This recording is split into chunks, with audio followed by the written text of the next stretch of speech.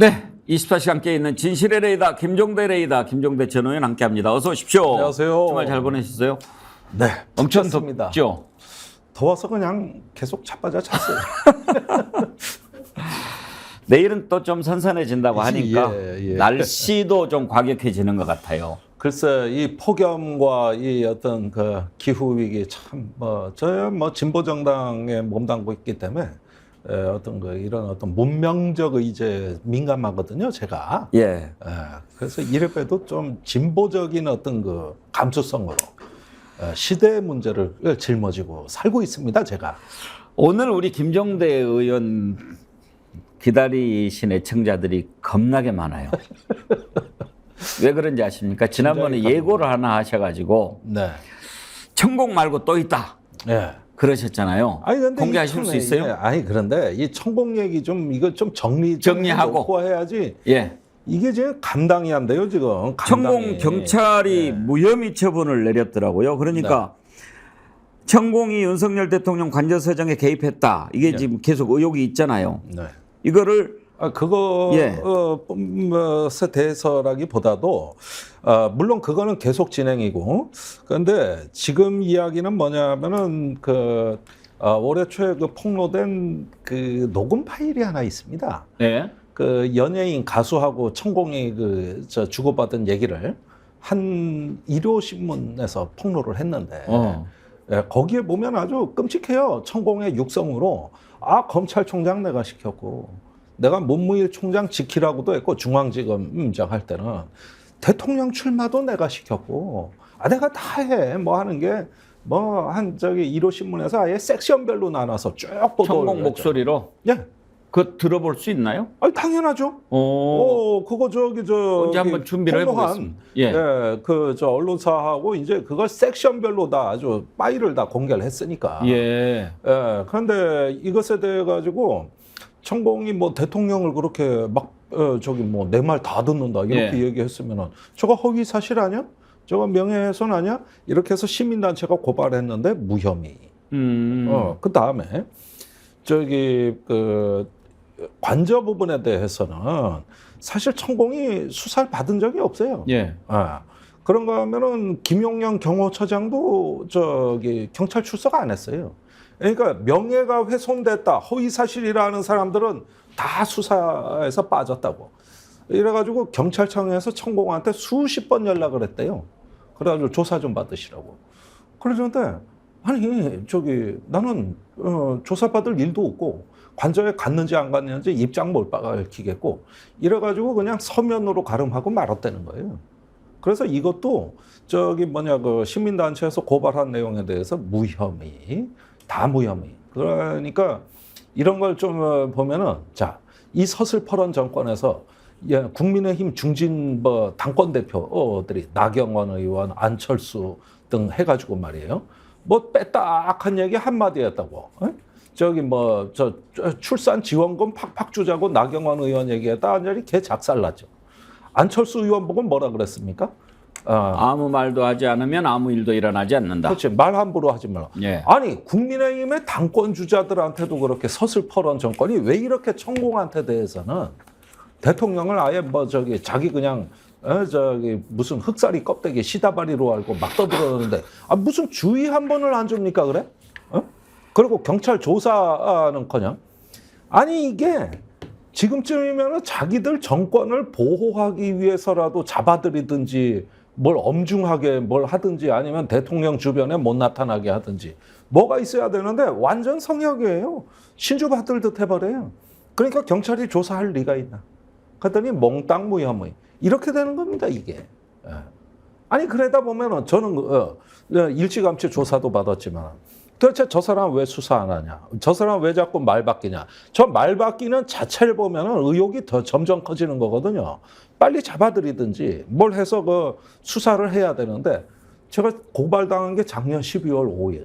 지금 벌써 이제 6월 중순이네요. 6개월이 넘도록 아직도 없어요. 없다는 겁니다. 이게 말이 되는 얘기요? 여당의 어디 중진 의원이 이렇게 까불어서 봐. 당장 뭐가지요? 아니면은 또 들춰내거나. 그러는데 유독 천공이라는 이 양반만 오히려 즐기고 있어요. 저기 이렇게 해도 나 까딱 없잖아. 봐봐, 대통령 동선 내가 다 파악해서 전부 길을 모으러 다니잖아. 봐봐, 정법 시대 아니야. 이러면은 신도들은 더 몰려들고. 길을 모은다고 그러셨는데 그러면 지금 이제 천공의 동선과 대통령 영부인의 동선이 이렇게 막 겹치지 않습니까? 춘천에서 무슨 뭐 있을 때는 춘천에 나타났다고 그러고 김건희 여사가 서천에 무슨 축제 갔을 때는 그 다음날 나타났다고 그러고 그런 것이 다 기와 관련된 거라고 해석을 해야 됩니까? 순천만 그 정원 축제도 그렇고 뉴욕까지 갔잖아요. 그러니까 이게 일종의 어떤 천공의 어법으로 얘기하자면은 질량을 높인다. 자기의 어떤 존재와 이 자존감의 어떤 그 길을 높여가지고 그걸 질량적으로 높인다. 이 표현을 자주 쓰신단 말이에요. 그러니까 그거를 모아서 준다. 그렇게 되면은 뭡니까? 이게 역술적 경호실장이라는 얘기 아니요? 역술적 경호실장. 역술적 차원의 역술적 경호실장이라는 얘기 아닙니까? 이 얘기가. 그리고 세계적인 인물 아닙니까? 외국 언론에 한국의 라스푸틴이 나타났다고도 그랬고요. 중국에선 요승으로 알고 있고, 뭐 별의별 뉴스가 지금 다 확산되지.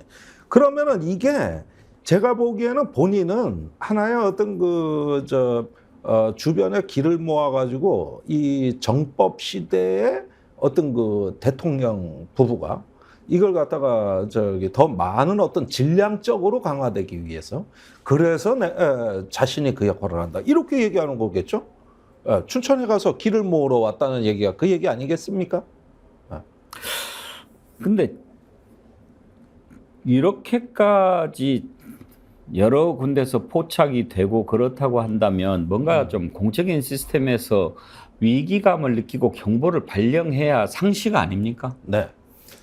그런데 이거는 일단 사람들 그 눈에 띈 게 이 정도고, 그다음에 일하는 그 특보 라인들은 정경련에 연락해가지고 천공 스승 동영상 보라고 그 비서실장 정경련 비서실장도 꼭 보라 그러고 그러면서 투자하라고까지 하는 거 아닙니까? 그런 얘기도 있습니까? 네. 정경련이 투자를 어디다 하느냐? 바이든 대통령이 제일 고심이 멕시코 난민인데 멕시코 난민 건립을 우리 돈으로 투자해서 거기에다가 수용소 난민 시설을 정경련이 갖다가 투자를 해서 지어라. 그건 처음 듣는 얘기인데 무슨 말씀인가요? 요건 뉴스 토마토가 지난 봄에 보도한 단독 보도한 내용인데 그 내용은 뭐냐면은 그 천공의 측근이 문자 메시지를 언론사에 제공한 겁니다. 거기에 보면은 뭐 제가 실명까지는 거론 안 하겠습니다만 측근 중에 측근, 최측근이 그 지시한 내용이에요. 스승께서 정경련 비서실장부 꼭 보라 그랬다. 청와대에 빨리, 청와대라네. 용산에 대통령실에 빨리 보고서를 올려야 되기 때문에 정경련 답이 급하다. 빨리 좀 답변해라. 그 천공의 동영상을 보고 멕시코 난민 구호에 투자를 정경련이 할 수 있도록 빨리 답을 줘야 내가 그걸 갖고 대통령실에 알려줄 거 아니냐. 그러니까 빨리 재촉을 하라고 그 법무실장한테 지시한 내용이에요. 그거 문자 메시지가 이렇게 기록으로 남아있단 말이에요. 이걸 갖다가 보도했잖아요. 보도했고 지금 다 보도한 것도 아니에요. 지금 알려져 있기로는 동영상도 있는 걸로 알려져 있어요. 지금 말씀하시는 내용들 제가 처음 듣는 게 많아요. 아까 뭐 뉴스토마토에서 어떤 연예인과 천공이 통화를 했다는 내용. 1호 신문이에요. 그다음에 또 지금은 뉴스 정경련 법무실장하고 뭐 이렇게 문자를 주고받았다는 내용 이런 것들을 제가 처음 듣는데 레모님이 그런 질문 주셨어요. 천공을 뉴스에서 찾아보려고 해도 찾아보기 힘들잖아요. 네. 언론도 뭐 하는지 이런 것들을 누가 보도를 안 하니까 알 수가 없잖아요. 아니 그런데 제가 그 경찰의 조사도 받고 계속 꿋꿋하게 싸워 나가다 보면 사람들이 그 언론 기자들이 저한테 인터뷰를 많이 합니다. 그러면 제가 인터뷰도 많이 해줘요. 그런데 이런 전화가 와요. 가끔 의원님 정말 죄송하게 됐는데 기사 작성도 다 했는데 데스크에서 잘렸다. 좀 이해해 주십시오. 그러면서 요즘 분위기에서 보도가 어렵습니다. 이런 얘기들 자주 합니다. 이런 얘기들. 그게 바로 여러 명의 언론인과 저를 고발한 효과가 나타나는 거예요. 바로 뭐 그냥 뭐 툭하면 고발하고 그러니까 저기 거기에다가 고발은 무더기로 해놓고 다 조사를 못하니까 부승찬 전 대변인에 대한 정밀 폭격, 아예 초토화 전략으로 갔어요. 그래가지고 거기 대변인, 국방부 대변인 할 때 밑에 장교들도 지금 저 불이익을 받게 생겼습니다. 그러니까 이런 내용들까지도 뭐 별건이 별건을 또 낳고 해가지고 계속 기소장을 그걸 꾸미려고 하다 보니까 부족하면 또 새로운 거 뒤지고 이렇게 해서 어떻게 하든지 기소하려고 하다 보니까 내용이 부족하거든. 그럼 별건을 털어야 되는 거예요. 그게 이제 국방부 전 부대변인한테 다 집중돼 있고. 옛날 기사를 찾아봤더니 그런 게 있군요. 천공이 윤석열 대통령이 유엔 총회 참석차 미국 뉴욕을 방문했을 때 네. 맨하탄에 등장했는데 그날 유튜브 영상에 난민 문제를 꺼냈군요. 네. 지금이야말로 난민 문제 해결이 가장 시급하다. 네. 이 문제를 해결하지 못하면 앞으로 어마어마한 혼돈의 시대가 올 것이다. 난민 문제 해결책을 우리가 설계해서 지구촌을 도와야 된다. 이런 얘기를 했는데 뭐 본인이 세계 모든 문제에 대해서 관심을 갖든 말든 그것은 본인의 자유지만 만약에 정말 이런 그 일개 개인의 생각이 우리나라 국정 최고 책임자한테 영향을 미친다고 한다면 그건 다른 문제인데 영향을 미쳤다는 증거 같은 것은 없지 않습니까? 아니 그게 이제 그 천공의 그 측근들 사이에 주고받은 문자 메시지를 뉴스 토마토에서 공개한 거예요. 예. 그건 이 뉴욕 방문 전입니다. 그러니까 실제로 5월에 바이든 대통령이 한국에 온다 그랬단 말이에요. 그 이제 집권한 지 열흘 만에 왔어요. 근데 이때는 이미 천공이 그 정경련에다가 빨리 이거 난민 그 구호 투자 계획을 나한테 답을 달라고 재촉하던 시절입니다. 그걸 이제 뉴스 토마토가 예. 문자 메시지를 까면서 의혹 보도를 한 거죠. 예. 의혹 보도를 한 거예요. 그리고 대통령실이나 이런 데 다 질의서를 냈는데 물론 부인을 하거든요. 그런데 여기에서는 또 진술이 있고 문자 메시지가 있으니까 그래서 정경련 대통령실 다 질문을 해가지고 결국 그 취재된 수준에서 보도를 해버린 겁니다. 그렇게 돼갔는데 때마침 9월에도 저 얘기를 하고 있는 거예요. 넉 달이 지나가지고 뉴욕에 가서도 또 그 얘기를 하는 거예요. 지금 뉴욕에 가서. 미국 난민 문제를 왜 우리 대통령이 신경을 써야 되는 겁니까? 왜냐? 바이든 대통령이 잘 근심거리가 이거다.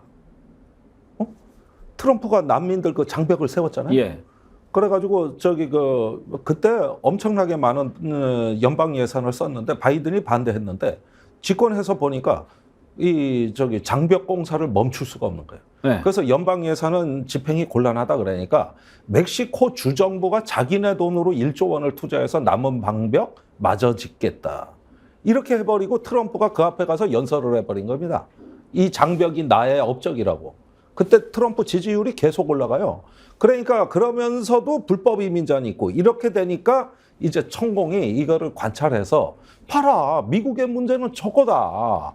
아픈 데를 치료해줘야 될 거 아니냐. 이렇게 해서 이제 본인의 기획이 생긴 것이죠. 그렇다고 만약에 그렇게 얘기를 한다면 들을까 싶기도 한데 네. 좀 제가 생각하기에는 엉뚱하군요. 뭐 엉뚱하다고도 볼 수 있지만 최근에 이제 중동, 아프리카 등지까지도 새로운 기획이 계속 나타나고 이제 세계화의 어떤 물결의 이분이 또 이제는 포부가 이제 한없이 커졌단 말이에요. 그래가지고 국내 사업으로 만족을 안 하시는 것 같아요. 그런데 이제 신도들이나 기업이 참여가 필요한 거겠죠. 이거는 제가 보기에 문제는 있어 보여요. 아까 방금 말씀하신 문자를 찾아봤더니 국장님, 허창수님의 비서실장님도 난민 강의를 듣게 하시고 그분이 허창수 회장님께도 들으시게 하시라고 하십니다. 아주 뭐 극존칭이네요.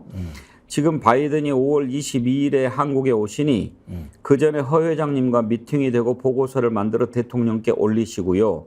시간이 급하다고 하십니다. 그러면 정경련 국장한테 천공의 최측근이라고 하는 사람이 보냈다는 겁니까 이게? 그렇습니다. 법무팀장한테 지시하는 내용입니다. 정경련에 빨리 조치하라고. 시간이 급하다고 하십니다. 그러니까 뒤에 마치 천공이 대통령과 무슨 만남도 다 조율하고 중요한 문제에 대해서 이렇게 하고 이런 것을 하고 있다는 것을 적어도 이 문자를 보낸 사람은 믿고 있는 것 같군요. 근데 이 문자 메시지는 조작이 아니거든요. 이거는 천공의 가장 측근이 한 거예요. 쓴 거예요. 어떻게 이런 게 공개가 되죠? 아니, 제 그 관저개입 건으로 인해 가지고 그 부승찬 전 국방부 대변인을 취재한 뉴스토마토가 고발을 당했거든요. 그래가지고 이 본인들이 취재는 정당한 건데 이것이 고발당했다는 데 대해서 천공의 정체를 더 심층적으로 탐사보도로 밝히겠다. 그렇게 해서 뉴스토마토는 뛰어든 거고, 그러는 와중에서 이 문자 메시지가 입수가 된 거예요. 천공 그 측근 그룹에서 한 명이 수신자가 빼내준 거죠. 그 문자 메시지를. 근데 이건 허위 사실이 아닙니다. 이런 건 고발 안 된다고. 왜냐하면 진본이니까. 나온 거니까. 이거는 확인이 됐습니까? 예, 이 문자 자체는 팩트란 말이에요. 예? 그 뒤에 진행 과정이 그게 이제 구체적으로는 안 나와 있는 알겠습니다. 것이지. 예. 이 문자 자체는 천공의 측근이 보낸 게 맞거든. 하여튼 천공 얘기가 대통령 취임 전부터 지금까지 끊이질 않는데 네. 호바리님 천공이 대통령이구만. 매선 찬바라님은 천공은 예수 부처보다 한 수 위. 오히려 지금 천공이 더 높다 뭐 이렇게들 생각을 하고 계시는 것 같고, 보보님 천공이 하늘에 빌면 되겠네, 소금값 내려달라고 그런 의견 주셨고요. 아치섭님 천공 전과가 17범이라는데 맞나요? 그런 질문 주셨는데, 또 어떤 분은 천공은 전과 없을 겁니다. 개명 전 이병철이 전과 17범이죠. 개명 전 이름이 이병철인가 보죠? 네, 맞습니다. 근데 전과가 이렇게 많이 있습니까? 예, 그렇습니다. 아니, 그러니까 제가 그 이야기하는 건 계속 이렇게 경찰에서 무혐의 처분했다 하고 조사도 안 했다 하고 있는 것에서 우리가 그 느끼는 것은 뭐냐면은 사실은 어떤 정치인, 어떤 이 정권의 실세들보다도 상당히 보호를 받는구나. 그리고 눈치 보고 수사를 안 하는구나. 이런 부분들이 계속 지금 하나둘 쌓이고 있다는 것이죠. 이게 정권 말기에 어떤 형식으로 터질지 저는 짐작이 잘 안 가요. 아무튼 이제 천공 문제는 지금 뭐 프랑스 베트남 대통령이 갔는데 거기에는 아직 뭐 관련된 얘기는 들어온 게 없죠. 예, 그 얘기는 들어온 게 없습니다. 이제 뭐 교민들의 뭐 증언이 있거나 다 우연히 발견되는 거거든요. 예, 그러니까 이것도 조금 지켜보시고 나중에 한번 행보를 좀 예의주시할 필요가 있겠습니다. 이제 얘기를 좀 해주시죠. 또 있다면서요? 아, 있어요. 있는데 그 부분에 대해서는 일단은 언론사하고 공조를 하고 있으니까. 예, 아직은 밝힐 단계가 아닙니까? 아니, 그렇습니다. 예, 그러나 밝혀집니다. 예. 천공 같은 사람이 또 있다라고 하는 말씀입니까? 아니면 전혀 다른 세력이 있다는 말씀입니까? 비슷합니다. 천공 비슷합니다. 같은. 예. 그러니까 제가 뭐 저번에 이 정부 무당 정권이라는 얘기도 한번 한 적이 있는데, 그게 뭐냐 하면 일종의 하나의 어떤 자기 스스로의 철학과 자존감이 빈곤한 공허한 영혼들의 어떤 대체제, 그걸 채워주는 일종의 어떤 치유제, 마약 같은 거, 이런 식으로 무속이 형성이 돼 있다는 거예요. 빈곤한 영혼의 중독 증세입니다. 이것도 아주 중독성 강한 마약이에요. 그럼요. 되게 그런데 이제 뭐 결혼할 때 날짜를 택일한다든지 이사할 때 길이를 찾는다든지 이런 정도는 흔히 일상생활에서들 많이 볼 수 있는데, 나라를 운영하는 데 있어서 이렇게 뭐 점괘에 의지한다거나 무당들의 도움을 받는다고 하면 그거는 안 되겠죠. 그런데 실제로 그렇다고 하는 의심을 김종대 의원께서는 갖고 계신 것 아닙니까? 아니, 그러니까 왜 이 지경이 되고 제가 여기서 떠들도록 대통령실은 아무 조치를 안 하느냐는 거예요. 저번에 건진 법사가 문제가 됐을 때도 왜 기업에 다 공문을 보내가지고 건진 쪽에 청탁 들어주지 말라고 공문을 보내냐고. 건진 자체를 갖다가 응징하면 될 거 아닙니까? 분명히 사기 행각을 뭘 본 거 아니에요. 그러니까 그 공문이 나간 거잖아요. 근데 그런 흔적이 없어요. 건진을 혼내야죠. 네, 다 기업체 보고 알아서 조심해라. 그러면은 나중에 문제가 되면 대통령실로 불똥 튈까 봐 그런 건데, 아니, 주범이 있고 그러면은 그 예상되는 피해자가 있다 그러면은 지금 조치하면 주범을 조치하면 될 일을 왜 이러죠? 왜 못 건드리지? 김용께서 보시기에 건진법사하고 천공하고 누가 더 셉니까? 그거는 조금 약간 개입하는 경로가 달라가지고 예. 또 김건희 여사하고 윤석열 대통령 본인도 각기 취향이 다르기 때문에 그건 좀 일률적으로 얘기하기가 각자 의존하는 사람이 다릅니까? 그렇죠. 그러니까 그 부분은 조금 놔두시라니까 제가 저기 궁금해서 그러죠. 공조 취재를 다 제가 하고 이렇게 있는데 궁금한데 우리 시청자들께서 얼마나 궁금하시겠어요. 우리 정말 맹렬한 기자들이 말입니다. 관저 이전 때도 그 추운 겨울에 그 남의 집 앞에서 뻗치기 며칠씩 하고 말입니다. 아주 정말 눈물나게 고생했거든요. 그래서 그분들이 결국은 좀 알겠습니다. 하여튼 반드시 진실은 드러나게 돼 있으니까. 드러납니다. 그 대신 정리가 되면 우리 김종대의 레이더에서 맨 먼저 밝혀주시기 바랍니다. 신영관님도 뭘 좀 아시는 것 같아요. 건지는 피렘입니다. 그러는데 글쎄요. 레모님, 하느님도 때려잡는다는 정광훈과 대통령보다 위라는 천공이 한번 붙어봤으면 좋겠네. 용호상박. 그거 아주 뭐 볼만한 싸움 아닙니까? 그리고 피렘이라 그랬는데요. 피렘이 무시하지 마세요. 빠가살이나 매기탕도 있지만 잡어탕도 인기가 좋아요. 그것도 비싸요. 알겠습니다. 정말 더 궁금한데. 근데 참 조심스러워요. 이런 일들이 있기는 있는 것 같은데 잘못 말하면 혼날 것 같고 얘기를 안 하자니 나라가 걱정되고 그런 거예요. 맞습니다. 그래서 우리가 이런 부분에 대해서는 오랫동안 정치를 통해서 숙성되고 단련된 어떤 축적된 정치 철학을 가진 사람이 지도자가 되길 원하는 것이죠. 자기의 중심이 뚜렷하고 또 어떤 비전이 선명할수록 이런 위험은 줄거든요. 다 나라가 우연에 의해 가지고 뭐가 좌우되는 이런 철학이 빈곤한 나라에서 생기는 일입니다, 이게. 알겠습니다. 나오셨는데 시간은 얼마 없지만 잠깐 이 문제 한번 좀 짚어보겠습니다. 레이더를 미국으로 돌려보지요. 바이든 대통령이 이런 얘기를 했어요. 시진핑 주석이 지난번에 왜 정찰 풍선 있잖아요. 그거 몰랐을 수도 있다. 그렇게 얘기를 했어요. 그러니까 지난번에 뭐 그거 정찰 풍선이라고 그래가지고 쏴서 터쳐버렸잖아요. 터뜨려버렸잖아요. 미사일 발사해서. 근데 지금 뭐 몰랐을 수도 있다. 무슨 뜻이에요? 그러니까 그때 그 풍선이 F-22 현존하는 세계 최강의 전투기가 스텔스 전투기가 출동한 유일한 교전 사례입니다. 교전이라고 볼 수 있나요? 그렇죠. 이제 적국의 시설 장비를 타격했으니까 그게 유일한 그 전투기 개발된 지 20년이 넘었는데 유일한 교전 한 개가 그거예요. 지금까지는 써본 적이 없군요. 써본 적이 없어요. 너무 최강이라서.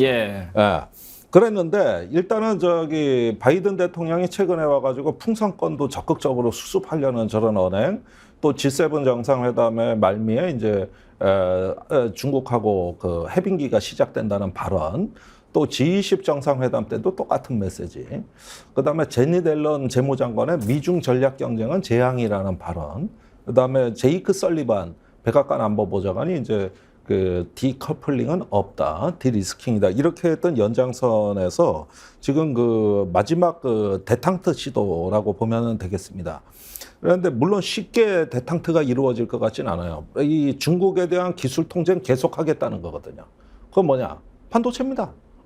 이거는 계속 하겠다 그러는 거거든요. 그러니까 이런 와중에서 1단급한 거는 대만 해협에서 우발적 충돌을 막는다. 그다음에 기후 위기와 식량 문제라든가 이런 문제는 협력을 하고, 그다음에 무역 분쟁은 다 해결한다. 이제 관세 없다 이 얘기예요. 그래야 미국 인플레가 잡히니까. 자, 요런 정도인데 진짜가 남아 있거든. 그러면은 요 문제는 어떻게 하느냐? 계속 대화한다. 그다음에 바이든이 시진핑을 직접 만난다. 여기까지가 있는 거지. 그래서 지금 진행은 그 문제를 오늘 왕이 그 외교 담당 국무위원을 블링컨 장관이 만날 예정이라고 보도가 나오고 있는데 아마도 정상회담에 관한 이야기가 나올 것 같습니다. 왕이가 외교부장이었는데 국무위원이 되면 승진한 거죠? 그러니까 이제 그 상징적인 그 예. 실질적인 책임보다는 권한만 많은 그 네. 위치라고 할 수가 있겠고요. 외교부장을 오래 했으니까. 예, 실질적인 책임이나 실무는 이제 친강 외교부장이 하는 건데 예. 그 친강 외교부장이 중국 주미 대사를 오래 했단 말이에요. 네. 그때 이제 전랑 외교의 진수를 보여준 거죠. 심지어는 미국 보고 관계 개선 안 하려면 입 닥쳐라 이런 발언도 했고 또 중국이 지는 쪽에 베팅하지 마라 이 발언도 했는데 이번에 싱하이밍 대사가 그 프레임을 그대로 가져다 쓴 것이죠. 자, 이제 정리하자면 미국이 야 이제 우리 친하게 지내자 이렇게 하고 달라드는 것 같은데 그렇게 되면은 우리 문제는 어떻게 됩니까? 중국이 그래 미국하고 사이좋게 지내니까 이제 너희들하고도 사이좋게 지내줄 거야 이렇게 될까요? 그거는 그렇지가 않습니다. 왜 그러냐면은 그 대한민국이 어떤 미국의 전략에 협조를 하면서 일정 정도 돌격대 역할을 자초를 해버렸고 이 과정에서 그 한중 관계 기존의 모멘텀이 대부분 무너져 버렸어요. 그러면은 계속 미국 따라가면서 기존의 한중 관계 모멘텀, 예를 들면은 하나의 중국 원칙이라든가 또 어떤 공급망 협력이라든가 이런 굵직굵직한 게 대화가 다 단절돼 버렸거든요. 그래서 이거는 미중 관계가 설령 회복된다 하더라도 중국이 직접적으로 한국을 압박하지는 않겠으나 외교의 단절과 그 속에서의 국익의 누수 현상은 당분간 지속된다. 예. 이거는 피할 수가 없다. 지금 빨리 우리도 관계 회복을 서두르지 않으면 잘못하면은 굉장히 이 국제 정세 흐름에서 낙오가 되고 그게 바로 이제 한말에 러시아에 붙었다 중국에 청나라에 붙었다 하면서 그 스스로 결정을 못 내리던 그 한말에 이제 조선의 그 권력자처럼 우왕좌왕하거나 아니면 굉장히 낭패를 볼 수 있는. 근데 거죠. 관계 지금 회복은 이걸 우리 주도로 끌고 나갈 수 있는 뭔가가 나와야 되는. 근데 관계 회복은커녕 지금 미국하고 중국은 이렇게 가까이 다가가는 모양새를 보이는데 오히려 우리는 지금 대통령이 국무회에서 싱하이밍 중국 대사 발언을 문제 삼고 더 강하게 나가잖아요. 네. 그거는 국제 정세를 잘 못 읽는 거라고 보십니까? 아니면 뭐 다른 의도가 있다고 보십니까? 그러니까 그 친강이 2021년에 지금 싱하이밍 대사하고 똑같은 말을 미국에서 했을 때 미국은 어떻게 대응했느냐? 무시해 버렸습니다. 아무 일 없었어요. 네. 그때 에이미 차라는 그 정치학자가 한 얘기는 뭐냐면 이걸 대응하면 중국은 체면과 위신을 중시하는 나라이기 때문에 지는 모습을 안 보여주려고 반드시 강경하게 대응하는데 그때 중국 인민을 동원할 거다. 이건 전략적으로 우리한테 그다지 유리하지도 않고 소모적인 싸움이다. 그러니까 냅둬 버린다. 이게 미국의 전략이었어요. 근데 우리는 정반대로 했잖아요.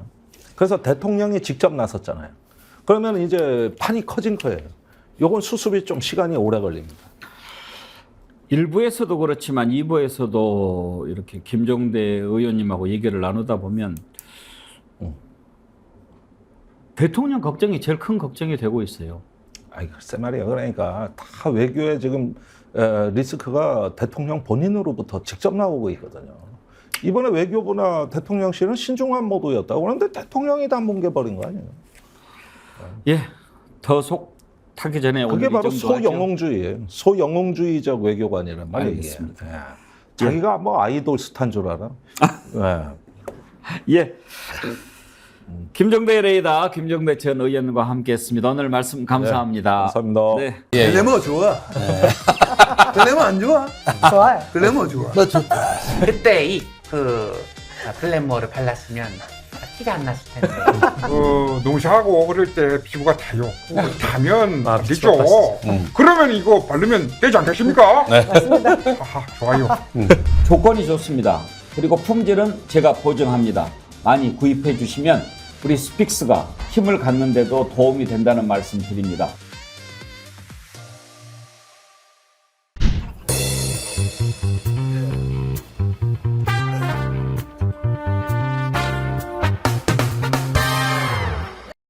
네, 김종대 레이더 시작하겠습니다. 어서 오십시오. 안녕하세요. 네, 오늘 넥타이가 멋있으십니다. 오늘 아주 큰 자리에서 강연이 있습니다. 어디에서 하십니까?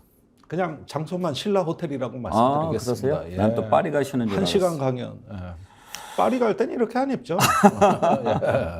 넥타이에 한글이 써져 있는 것 같아요. 아, 이거는 강원도의 원주 한지의 문화의 캐릭터 상품이에요. 예. 거기서 양말도 만들고 넥타이도 만들고 한지가 다양하게 그렇죠. 파급이 돼 있거든요. 한지로 넥타이를 만들고 한지로 거기에 제작한 건 디자인을 아니지만, 한글로. 예, 그렇습니다. 아, 예. 정말 아름다운 우리 한글을. 제가 오늘 큰 맘 먹고 큰 자리 가는 거거든요. 예. 제가 아무 때나 이러는 거 아니에요. 알겠습니다. 제가. 아니, 예. 아주 멋집니다. 이렇게 우리 아름다운 한글을 놔두고 꼭 앞으로 또 자주- 영어만 좋아하는 분이 한 분 계셔가지고. 앞으로 자주 이렇게 입고 나올 거예요? 예, 뭐 좋습니다. 근데 그래요? 뭘 입어도 멋있으시니까. 그건 뭐 틀린 얘기는 아니지만 예, 새삼스럽게 또 너무 우리가 오래 하면 또 시청자님들이 놀고 있네 그러니까. 예. 그 지금 이제 윤석열 대통령 프랑스 가 있잖아요. 네. 어제 뭐 연설을 했는데 또 영어로 합디다. 뭐 어제 같은 경우에는 영어로 연설하는 것 저는 좀 이해는 합니다. 뭐 이제 영어권 사람들한테 부산 엑스포 유치하는데 뭐 좀 도와달라 뭐 이렇게 얘기할 수 있으니까요. 다른 때는 영어로 굳이 안 해도 될 때는 뭐 우리말 자랑스러운 걸 좀 더 했으면 좋겠다는 생각을 그래서 갖고 제가 있습니다. 한글 넥타이를 차고 나온 그러니까요. 겁니다. 예, 그래서 대비가 확 된다. 예. 김종대 의원님 같은 분이 대통령 하면 좀 상식적으로 나란히를 볼 것 같은데 이게 상식이 없어요. 네. 뭐 저보고 차차기 준비하라는 사람도 있는데 그건 차기 좀 아니고? 약간 차기는 아니고. 예. 그건 차차기? 좀 과하고. 예. 그럼 차차기. 그럼 좀 더 기다려야 되겠네요. 예, 뭐 아직 멀었어요. 알겠습니다. 일단 천공 문제 정리한 다음에 예. 그러면 우리가 이제 부산 엑스포 유치하고 있는데 지금 유치전이 어떻게 흐르고 있는지 우리가 유치 가능한지 그런 부분부터 오늘 좀 우리 김 의원님하고 얘기를 해보고 싶은데 어제 윤석열 대통령 연설을 했으니까 그 내용을 한번 잠깐 들어보고 시작할까요? 그렇죠. 예. Korea has been fully investing in preparing for the Busan Expo. We will make it the best World Expo of all time. Central and local governments, companies and citizens, all political parties, and more than 7.5 billion overseas Koreans are truly united in their wish for the Busan Expo. Busan is ready. We are united. Let's transform our world and navigate toward a better future. 영어 발음 좋습니까? 예, 발음이 뭐 완전히 윤석열식 영어네요. 예, 완전히 검찰총장의 그 공소장 낭독하는 식의 억양인데 저 자리는 호소하고 예. 이렇게 호감을 불러일으키면서 설득하는 자리거든요. 그러니까 저런 식의 영어는 일단은 어떤 그 하나의 검사의 공소장 낭독식인데 그거 친근하지가 않아요. 그리고 저는 저 원고 쓴 사람 좀 마음에 안 들던데요. 예. 저 자리는 이제 프레젠테이션 하는 자리고 소개하는 거잖아요. 그러면 메시지도 그렇고 표현도 그렇고 정감 있고 설득하고 막 이렇게 하지. 뭐 우리는 하나가 되어 있습니다. 막 이렇게 공허한 얘기들 그거 본인 영어 자랑하려고 하는 것도 아니고. 그렇죠. 뭐예요? 예, 저기서는 한국이라는 캐릭터가 나와야 되고. 그럼요. 그 바탕 위에서 이렇게 스며드는 설득의 화법이 필요합니다. 저거는 저기 무슨 독립선언서 낭독도 아니고. 예. 그러니까 이런 점에서는 조금 어떤 그 본인의 과시욕이 좀 너무 앞섰다. 그런데 이번에 엑스포 유치는 사실은 결선 투표까지 갑니다. 이게 11월 BI 총회에서 총회에서 투표로 되는 건데. 예. 그런데 이게 뭐냐면은 지금 3파전이에요. 예. 우리나라, 사우디, 사우디하고. 이탈리아. 이태리도. 그런데 예. 이게 한 1차 투표에서 3분의 2가 안 나오면 결선 투표로 가는 거거든요. 3분의 2입니까? 네. 과반이 아니고. 과반이 아니에요. 3분의 2예요. 그러면 무조건 결선 가겠네요. 예, 결선에 갈 가능성이 높은데 제일 불리한 게 이태리입니다. 이거는 이제 나라보다는 도시로 가죠. 부산, 로마입니다, 리야드, 로마. 로마 이렇게 돼 예. 있죠. 근데 로마가 제일 불리해요. 그러면은 로마 표가 어디로 가느냐 싸움이에요. 그렇게 해서 결선에서 이제 과반수 많이 얻은 1위가 되는 건데 결국은 로마 표가 어디로 가느냐거든요. 근데 아시다시피 지금 글로벌 사우스에 대한 논의가 얼마나 지금 활발합니까? 그러면서 이제 개발도상국 글로벌 사우스 해가지고 지금 세계 중심이 어디 뭐 사우디, 브라질, 또 UAE 뭐 이런 나라들로 이렇게 많이 시선이 집중돼 있는데 사우디가 중동의 균형추 역할을 하며 이란하고 화해하고 그러면서 이제 중국과도 뭐 MOU 체결하고 이런 식의 어떤 그 활발한 행보를 보이고 있어요. 강적입니다. 제가 보기에는. 거기에다 오일 파워의 그 막대한 어떤 영향력 이런 것들로 봤을 때는 이건 만만치 않은 싸움이다.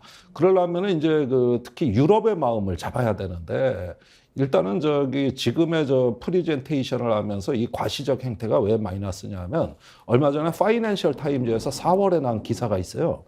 그 기사가 국내에 많이 알려져 있지 않았는데 그게 서울 특파원이 썼더라고요. 예. 그런데 내용이 이겁니다. 그 뭐 번역된 기사도 없습니다. 예. 우크라이나 전쟁으로 온 세계 정상이 이렇게 지금 어떤 위기에 고생을 하는데 한국의 모든 정부의 관료들이 부산 엑스포 유치에 몰입하는 것이 서방의 지도자들을 가장 짜증나게 한다. 지금 시대가 그때가 이제 우크라이나 전쟁이 아주 어려운 민간의 댐이라든가 병원이라든가 이런 데가 공격을 받아가지고 가장 어려운 시기였습니다. 그러니까 지금에 와서 보면은 그런 기사들이 쭉 나가고 미국 방문을 앞둔 윤석열 대통령이 전격적으로 우크라이나에 포탄 지원을 결정합니다. 그게 50만 발입니다. 50만 발. 그러니까 이런 어떤 외신에 대해 가지고 우크라이나 전쟁에 기여한다는 이미지 창출이 왜 그렇게 급했을까? 그건 한미 정상회담 때문이도 그렇지만 바로 부산 엑스포 때문이에요. 예. 그러니까 이게 묘하게 돌아가는 것이 부산 엑스포에서 유럽의 마음을 살려면은 우리가 우크라이나에 과감한 지원을 했다는 흔적을 남겨야 돼요. 그러니까 이렇게 연결짓는 사고는 여태까지 없었을 거예요. 제가 외신을 예를 들어서 말씀드리는 건데 이게 우크라이나 전쟁에 대한 어떤 우리 살상무기 지원도 다 그래서 나온 거란 말입니다. 결국은 정상회담으로 연결되고 그게 이제 부산 엑스포로 연결이 되는 건데 이런 측면에서는 지금 윤 대통령은 하나의 승부수라고도 할 수 있는 거고 저 엑스포 유치를 위해서는 우리가 또 다른 어떤 전쟁 부담을 좀 져야 돼요. 그게 유럽을 설득할 수 있는 방법 중에 하나란 말이에요. 근데 이제 좀 궁금한 게 사우디가 요즘에 네. 왜 그렇게 막 팽창하려고 하는지 그 내용을 좀 여쭤보고 싶어요. 그러니까 지금 뭐 이제 물론 석유 부국이긴 합니다만 산유국이라서 근데 골프도 리브라고 그래서 자체적으로 지금 만들었지 않습니까? 그래서 처음에는 PGA하고 싸우다가 이제 또 합치기로 할 정도로 골프도 장악하고 최근에 또 놀라운 게 메시도 이제 사우디로 가서 뛰기로 했다는 거 아닙니까? 사우디 리그에서. 예.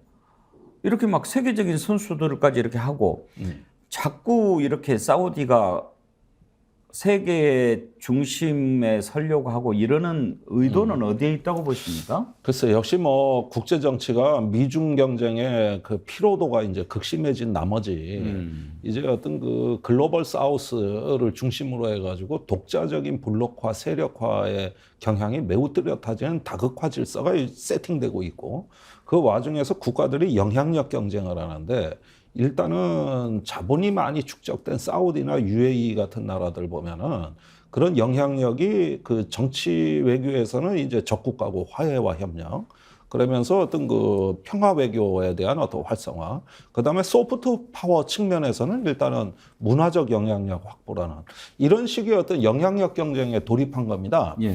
그러는데 이런 경쟁이라는 그 자체가 어떤 미중 전략 경쟁으로부터의 어떤 별도의 이탈 선언 내지는 독립 선언 그것으로부터 해방되면서 자신의 어떤 서방이 아니라 자신의 규칙대로 세상을 보고 싶은 거죠.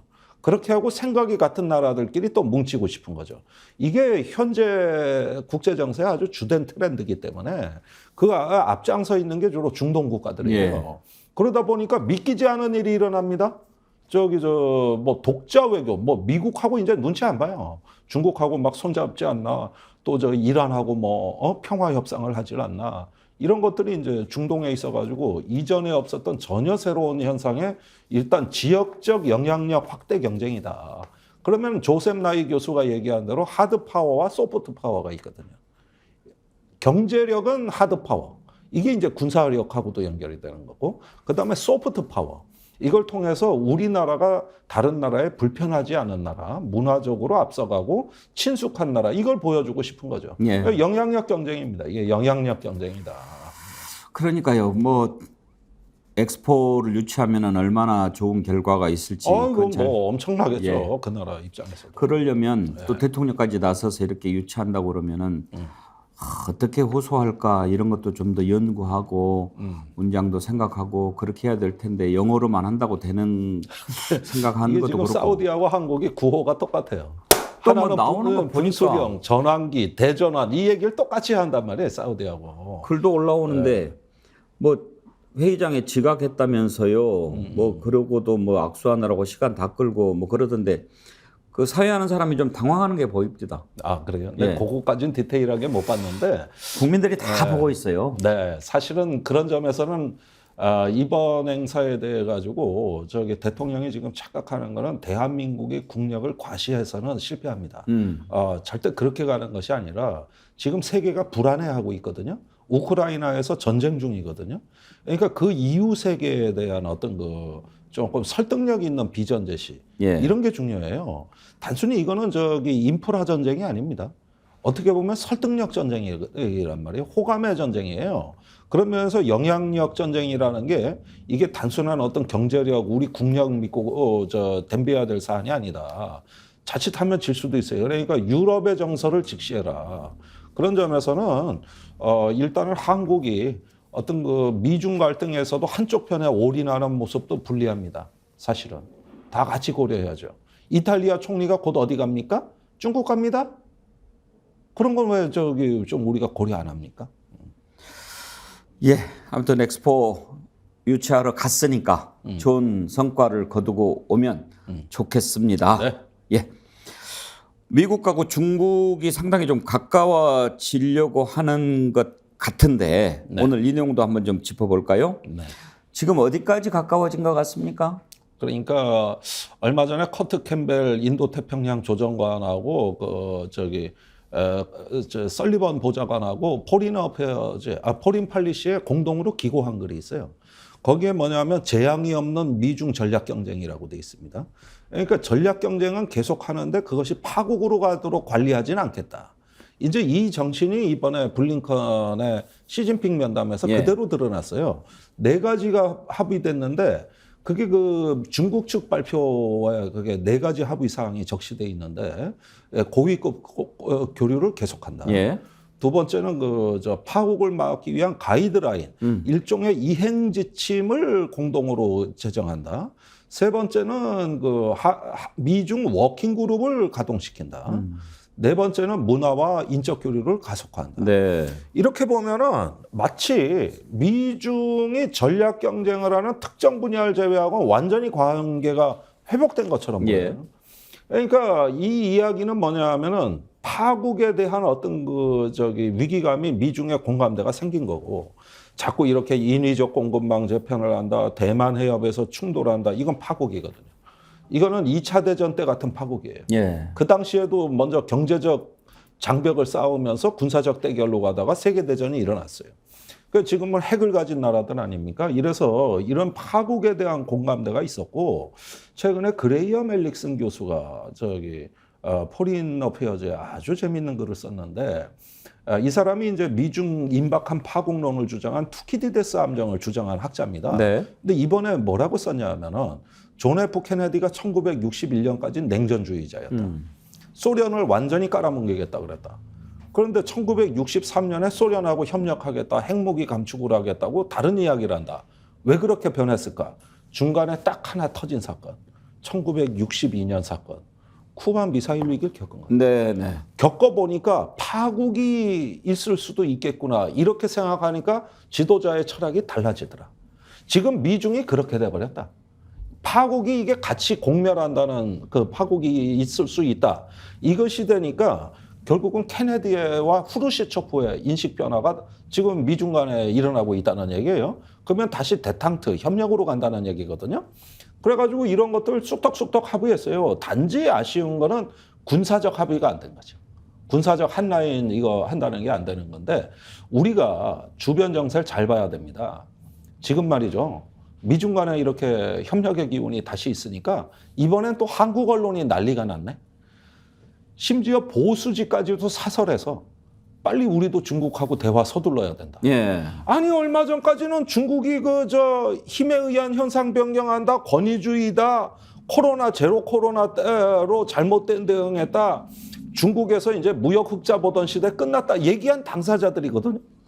근데 이 사람들이 갑자기 지금 야 우리도 빨리 중국하고 대화 서둘러 이렇게 경망스럽게 얘기를 하니까 이건 뭐 제가 구체적으로 얘기해 드릴게요. 중앙일보 사설에 그렇게 썼어요. 그러니까 댓글에 뭐가 달리는지 아십니까? 일제히 그쪽 신문 애독자들이 올린 댓글에 이런 글이 있어요. 보수 선무당이 또 나타났네. 예. 진보 선무당이 설치는 줄 알았더니 보수 선무당이 따라가네. 이런 댓글이 올라오더라고요. 예. 그러니까 이게 뭐냐면 이게 선무당이란 표현이 거의 틀리지도 않은 게 아니 작년 올해까지 얼마나 기가 살아 중국 두들겨 패는데 앞장섰던 언론들입니까? 그러더니 이제 저렇게 또 분위기가 바뀌니까 빨리 대화해야 된다고 난리예요 지금. 그러면 그게 마음대로 되냐고. 우리 마음대로. 자, 미국이나 일본은 규칙을 정하는 나라예요. 고수도판에서 선이라 이거요. 그래가지고 패를 돌리는 사람이 유리해요. 예. 객관적으로 딸 확률이 한 번 선 잡아야 자꾸 선 잡는겨. 고수도판에서도 못 잡으면 지지리도 안 돼요. 그런데 우리는 지금 규칙을 정하는 나라가 아니에요. 고수도판에서 패를 돌리는 나라가 아니란 말이에요. 그러면 균형적으로 이걸 잘 관리해 이런 시대를 대비를 했어야지. 언제는 완전히 확 기울어졌다가 이제는 또 아닌가벼. 아니 나폴레옹이 돌격 앞으로 산에 올라가니까 이 산이 아닌가벼. 다음 산에 올라갔다니 아까 그 산이 맞는 게벼. 아니 이게 당나라 군대에서 하는 얘기지. 그러니까 내 얘기는 뭐냐면은 이런 사설 쓸 거라면 작년에 왜 그토록 그렇게 두들겨 패는데 앞장섰으며 거기에다가 최상목 경제수석은 이제 중국하고 수출 흑자 보던 시대 끝났다. 다른 시장 찾아야 된다. 사실상 탈중국 선언한 거거든요. 예. 사실상. 그대로 계속 두들겨 팼다고. 그러다가 이제 대화를 하려고 그러니 되나? 그동안에 똥 싸질른 게 얼마나 많은데 그거 치워야 될 거 아니에요. 예? 그러니까 이게 이런 걸 보면서 조금 제대로 좀 보자. 국제 정세를 좀 제대로 좀 보자. 그러니까 이게 아주 개탄할 것 같습니다. 근데 지금 보면은 미국하고 중국이 이제 가까워지고 있기는 하지만 그렇다고 해서 중국이 완전히 열어준 것 같지는 않아요. 이번에 블링컨 국무장관을 시진핑이 만났지만 뭐 블링컨 왔을 때 레드카펫도 안 깔아주고 그다음에 또 시진핑 만날 때 이 앞번 국무장관 누구였죠? 이렇게 왕이 크고 아니 미국의 국무장관. 거기 만날 폼페이오. 예, 폼페이오 만날 때는 양쪽으로 이렇게 앉아서 네. 좀 대등한 모양새를 갖춰줬는데 이번에는 시진핑 주석이 한 가운데 앉고 양쪽에 블링컨하고 또 중국 앉혀가지고 마치 자기가 중재하는 듯한 그런 모습을 연출하고 일단 한 수 아래야 이런 식으로 대접하는 걸 보면 이만큼만 딱 하는 선을 긋는 것 같이 보이더라고요. 그러니까 그 첫날 보도에서 블링컨의 첫날 방중에서 바로 그 장면을 국내 언론이 가장 대서특필한 겁니다. 우리 지금 조중동이 다 그 기사를 쓴 거예요. 예. 그걸 집중적으로 사진을 실었어요. 자, 그러다 보니까 국민들이 보기에는 마치 저거 뭐 미중 간의 전략 경쟁은 장기 경쟁 체제고 뭐 별로 이번엔 큰 소득 없을 거야 해가지고 그런 이미지를 집중적으로 유포했다는 것이죠. 그러나 이번 정상회담을 움직이는 정상회담이라고까지 뭐 하지만 곧 열릴 겁니다. 시진핑하고 바이든 대통령이 곧 만날 건데 이걸 움직이는 보이지 않는 손은 공멸에 대한 파국에 대한 위기의식이거든요. 일단은 인위적 공급망 재편은 재앙입니다. 이건 회복이 불가능한 재앙이고 대만 해협 충돌? 이거는 말이죠. 어떤 우크라이나 전쟁하고 비교도 안 되는 저 파국입니다. 예. 그러니까 이런 상황이 그 방치되는 것을 더 이상 방치할 수 없다는 거고, 이런 면에서 곧 정상회담이 열려요. 그리고 이번에 블링컨 장관 의전이 사실 그동안 서먹서먹했는데 깍듯이 대접할 이유도 없어요. 서로 할 말을 하면 되는 거지. 과거에도 이런 식의 의전 다 했던 거라고요. 예. 예, 그래서 이번에 합의된 내용들이 상당히 이거는 트럼프 이전에 오바마 시대의 집권 초기의 미중 관계와 비슷해 보인다. 저는 낙관주의자입니다. 저는요, 물컵에 반만 차도 이거는 반이나 찼다고 얘기하는 낙관주의자예요. 제 성격 자체가. 그런 점에서는 미중 관계를 저는 낙관적으로 봅니다. 그리고 낙관적인 거에서 아무리 굴곡이 많더라도 이 보이지 않는 손이란 건 뭐냐면은 파국으로 가지 않으려는 강대국 정치예요. 그런데 마치 숙명론처럼 그 파국이 임박했다고 믿는 사람들이 여태까지 이런 어떤 특정한 면을 부각시켜가지고 위기론을 유포해왔고, 예. 거기에서 탈중국 선언이 나온 겁니다. 대한민국에. 이제 그건 후회가 막심한 일이 돼버린 것이죠. 블링컨 미국 국무장관이 시진핑 주석 만난 뒤에 베이징에서 기자회견을 했는데 그 내용을 한번 잠깐 들어볼까요? There is a profound difference for the United States and for many other countries between de-risking and decoupling. Our countries traded more over the last year, in fact, more than ever over the last year, nearly $700 billion. Healthy and robust economic engagement benefits both the United States and China. And as Secretary Yellen testified before Congress last week, it would be, as she put it, disastrous for us to decouple and stop all trade and investment with China. We are for de-risking and diversifying. That means investing in our own capacities and in secure, resilient supply chains, pushing for level playing fields for our workers and our companies, defending against harmful trade practices, and protecting our critical technologies so that they aren't used against us. I made clear that we'll continue to take targeted actions that are necessary to protect U.S. national security. And at a time when it's engaged in a buildup of its nuclear weapons program in a very opaque way, when it's producing hypersonic missiles, when it's using technology for repressive purposes against its own people, how is it in our interest to provide those specific technologies to China? And other countries feel the same way. 우리가 어떤 부분에 주목해야 됩니까? 디리스킹과 디버시파잉, 그러니까 위험 관리와 다양화라고 되어 있습니다. 그런데 이게 제이크 설리번 백악관 안보보좌관이 4월 27일 날 브루킹스 연구소 연설 내용하고 똑같아요. 그러니까 이런 점에서는 이제 신냉전을 거부한다는 신호로 받아들이시면 되겠어요. 그동안 우리 신냉전의 담론이 우리나라 보수 우파에 끼친 영향력이 얼마나 심대합니까? 세계는 분리되고 있다. 장벽이 세워지고 있다. 신냉전의 질서다. 아마 국민의힘 의원하고 제가 TV 토론할 때 이 단어를 안 들어본 적이 한 번도 없어요. 예. 신냉전이라는 거예요. 그랬는데 신냉전의 담론을 거부한 거예요.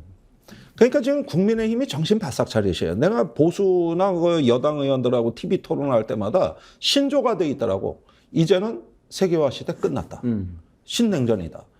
그걸 자동으로 외치면서 그 관성 위에서 우리가 외교를 했던 거예요. 그러나 신냉전적인 요소가 있는 건 사실입니다. 어디냐? 기술 분야입니다. 오로지 기술 분야예요. 그러니까 첨단 기술인데 특히 그중에서도 반도체입니다. 이 부분의 전쟁은 계속됩니다. 그러나 그거는 좁은 구역에서 있는 얘기고 넓은 구역에서는 그것과 상관없이 계속 어떤 냉전을 일단은 거부한다는 이야기가 되는 것이고요. 자, 이런 점에서 우리가 저 디리스킹이라는 단어를 어떻게 해석하느냐로 앞으로 또 논쟁이 벌어질 건데, 문제는 이거예요. 미국 입장에선 디리스킹인데 그 좁은 구역에 높은 담장을 쏟는 그 좁은 구역 안에 한국의 핵심 품목은 다 들어가 있어요. 그러니까 한국은 디커플링이 되는 거죠. 예. 탈중국이. 그리고 거기에 순응하는 순간 제닛 앨런 장관이 얘기했다는 거 아니에요? 미중 전략 경쟁은 재앙이다. 무역이나 투자 분리도 안 된다. 이러는데 우리는 그 재앙을 받아들이는 거죠. 왜? 우린 핵심 품목이 다 들어가 있으니까. 그러면 미국의 재앙은 안 되고 한국의 재앙은 된다는 게? 지금 우리가 이 정부에 해야 될 질문이 그겁니다. 아니 미국은 저기 디리스킹이라는데 한국은 디커플링 할 거야? 이거예요. 예. 그리고 전에 싱하이밍 대사가 한 얘기도 그거예요.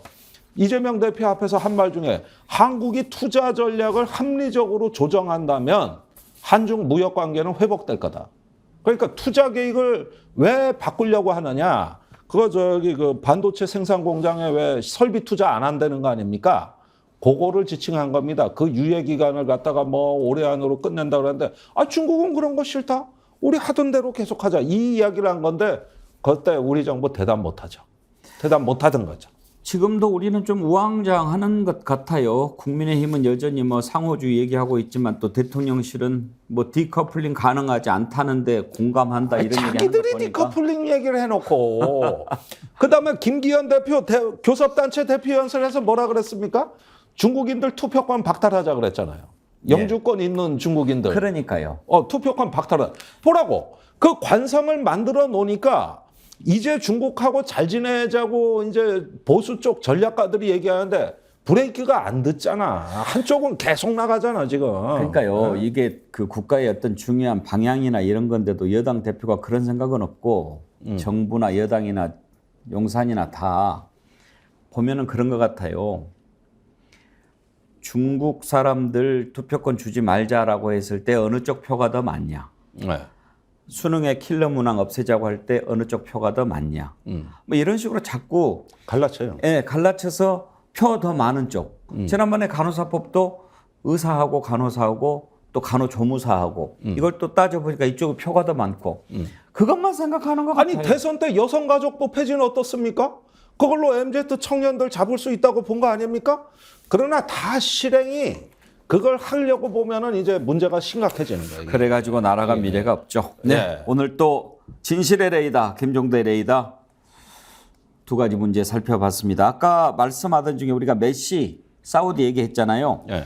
많은 분들이 고쳐주셨는데 메시는 이제 미국 리그에서 뛰기로 한 거고. 아 그런가요? 예, 사우디에서 어떤 게 있었냐면 최근에 뉴욕타임스가 입수해서 공개를 한 기사가 있는데 이걸 이제 좀 착각한 것 같습니다. 아 메시가 사우디하고 어떤 계약을 했냐면 매년 한 번 이상 사우디아라비아에 5일 이상 가족 여행을 가야 하는 걸로 계약을 했대요. 아니면 이상한 게. 사흘 여행을 1년에 2번 가도 되고 예. 그 대신 이렇게 의무 휴가를 가게 되면 200만 달러를 준대요.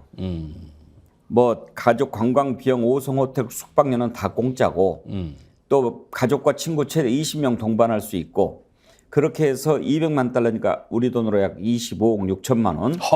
그러니까 휴가 가지고 예. 돈 한 번 받고. 갈 때마다 25억 받고.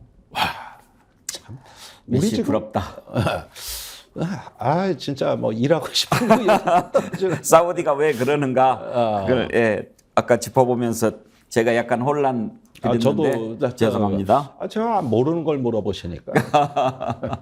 예, 오늘 고맙습니다. 네, 감사합니다. 24시간 깨있는 진실의 레이더 김종대 레이더 함께했습니다. 함께해 주신 여러분 감사합니다. 내일 오전 10시 50분에 다시 찾아뵙겠습니다.